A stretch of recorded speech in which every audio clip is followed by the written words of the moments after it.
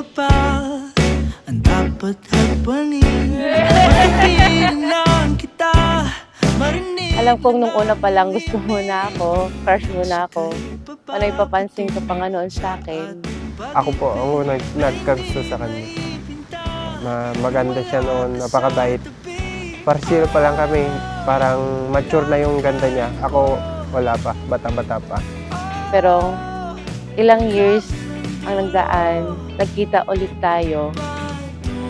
And hindi ko akalain na may in love ako sa'yo.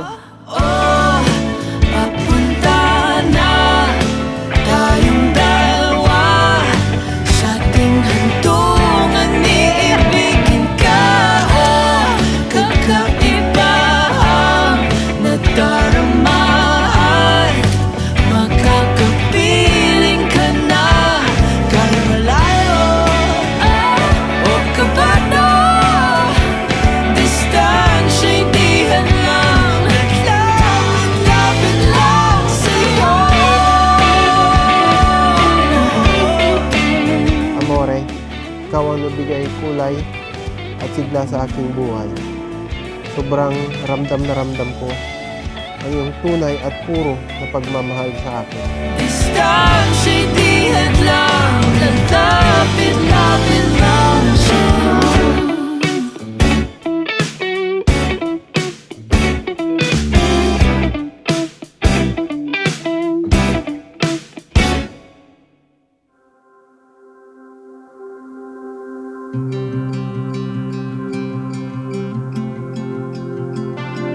Marami tayong challenges sa ating relationship.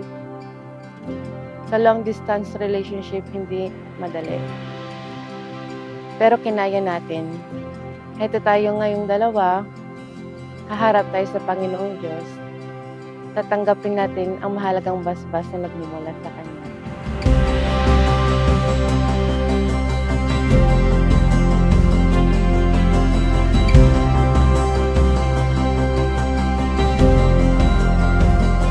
Una sa lahat, papasalamat muna ako sa Ama dahil nagkaloob niya sa akin ang babae, ang nag-iisang tao na karapat-dapat na aking ibigin at makakasama sa buhay.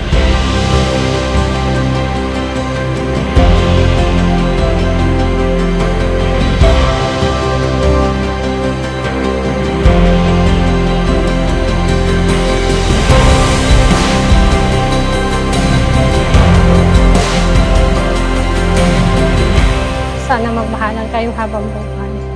Ito lang masasabi ko sa inyo. Ito ang regalo niyo sa akin habang nabubuhay ako. Happy wedding sa inyo. I want to say thank you. Thank you for always loving and caring me. Kapag ako ay malungkot, lagi mo akong pinapangiti at pinapagaan ang aking pakiramdam. Mula noong sinabi mong di mo ko pababayaan, di ka nagsawang mahalin ako.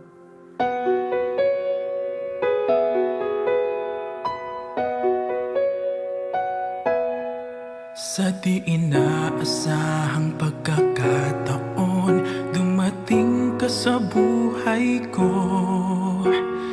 Di ko akalaing magkakasundo tayo. Sa Ama'y pinagpanata kita. Naging LDR man tayo ng matagal o higit sa 5 taon. Kinayanan natin, lagpasan ang lahat ng mga pagsubok at heto na tayo.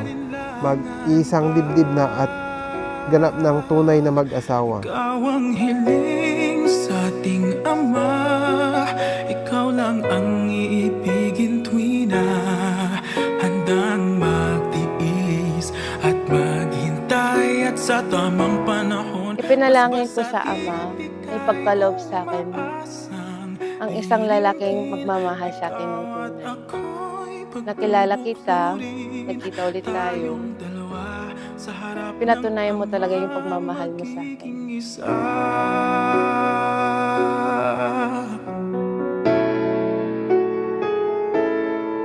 At kung lilipas man maraming taon, matyagang Binabati kita sa araw na ito at sana anak, maging malagaya ka sa lahat ng iyong buhay at napili mo yung lalaking magmamahal sa iyo hanggang kamatayan. Congratulations sa lahat. Sa panalangin ko'y tugon kanya, wala nang alinlangan pa. Ikaw ang hiling sa ating Ama. Matagal ko nang hiniling at pinanalangin sa Ama. Kabalang araw makakahanap ako ng babaeng mamahalin ako ng buong buo at tanggap ako. Today, the day we've been praying for so long, that we're gonna receive the blessing from Him. Panibagong kabanata para sa ating pagmamahalan, bubuo na rin tayo ng ating magiging sambahayan.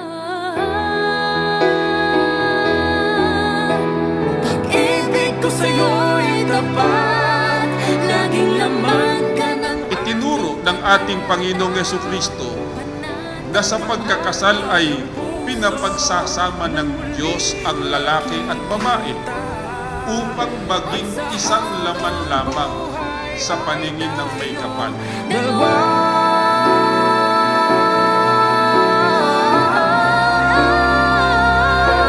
Ikaw ang hiling, Ikaw ang hiling, ikaw lang ang ibigin tuwi na.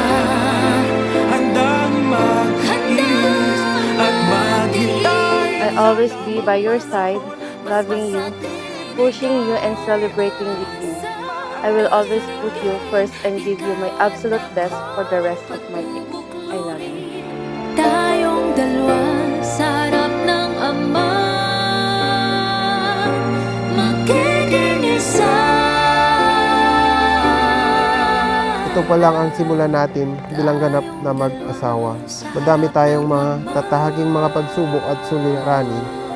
Ngunit alam kong ating kakayanin dahil kasama kita sa lahat at gagabayan tayo ng Ama. I love you so much, asawa ko, Sunshine. Ang pinapagsama nga ng Diyos ay huwag mapaghiwalayin ng tao.